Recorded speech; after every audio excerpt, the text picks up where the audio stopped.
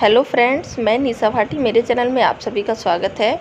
तो फ्रेंड्स, आज मैं आपको न्यू डिज़ाइन में झूमर बनाना बता रही हूँ। तो देखिए, झूमर के लिए जो सबसे पहले हमने वायर लिया था वो 12 धागे लिए थे। 12 धागे हमने इसमें 3.5 मीटर के कट किए हैं।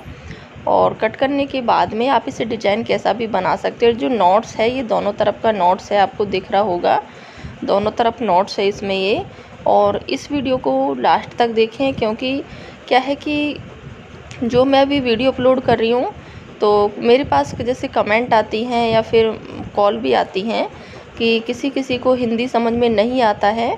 तो मैं इसमें ट्यून डालूँगी आगे से, जो भी मैं वीडियो डालूँगी और कुछ तो मैं पूरी वीडियो डालूँगी अपना आवाज़ के साथ में, और कुछ मैं डालूँगी ट्यून के साथ में।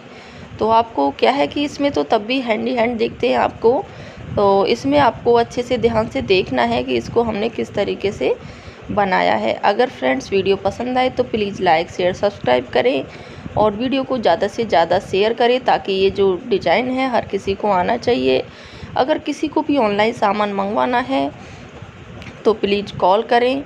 आपको कोई भी सामान मोती मैक्रम से रिलेटेड पूरा सामान बना हुआ चाहिए या सामान चाहिए, पूरा सामान आपको मिलेगा। तो देख सकते हैं आप 2 धागे से किस तरीके से नॉट्स लगाते हैं। और वीडियो को चलिए लास्ट तक देखिए और शुरुआत से भी देखिए किस तरीके से हमने इसको बनाना शुरू किया है।